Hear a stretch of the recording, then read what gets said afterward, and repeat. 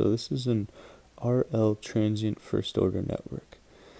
Consists of resistors and an inductor.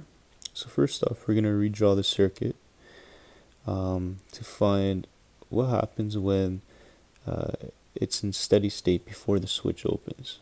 So if we redraw the circuit, we have the resistor, and we make sure that the inductor is a short circuit for steady state. And what we want to do is we want to find the current going into this branch before the switch opens up.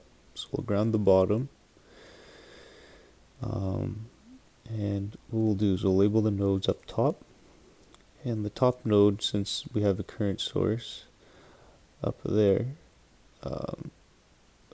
is going to be 12 volts, and the bottom node is going to be 0 volts because it's grounded. So label the top nodes 12, and from there we're able to solve for the current, because now we have the voltages across that branch, and we have the resistance. So 12 minus 0 divided by 12, that equals to 1 amp, as we can see there. Okay, so now what we want to do is we want to say, how do we redraw the circuit when the switch opens at t equals 0? So if we redraw the circuit, we have the 12 volt voltage supply.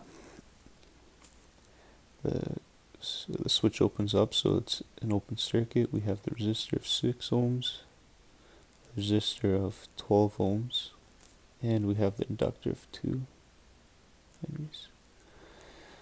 Okay, so as we can see, we could actually take the left side out because it's an open circuit, so we can redraw the circuit just without the voltage source. So we have the 6 ohm resistor, 12 ohm resistor, and we have the 2 henry inductance.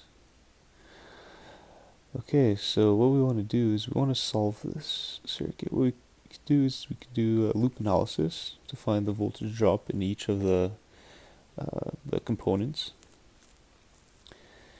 And so for the voltage drop, we want to apply KVL. So we have 6 IT, which is the voltage across the 6 ohm resistor, 12 IT, which is the voltage across the 12 ohm resistor, plus 2 times DT divided by, DIT divided by DT is equal to 0. And 2 DIT divided by DT, that's just equal to the voltage across the inductance. So we could simplify. 18 IT is equal to, plus 2 DIT divided by DT is equal to 0. So what we could do is we could actually make this a little more neater. We could bring the 18 IT over to the right hand side, becomes negative, and we could apply separable variable, which is a technique in order to solve this first order homogeneous derivative equation, which consists of network. So what we do is 1 divided by IT, DIT is equal to negative 9 IT. We integrate both sides. We end up with ln IT is equal to negative 9 T plus C, which is C is the constant. We could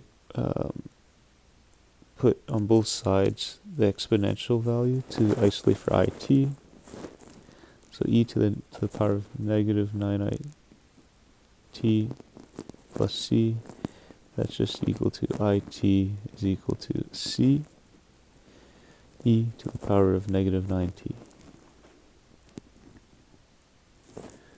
Okay, so what we want to do is we want to solve for C now. Well, we know is I at 0 is equal to 1, which is the steady state current, which we solved. So 1 is equal to c, e to the power of negative 9 times 0.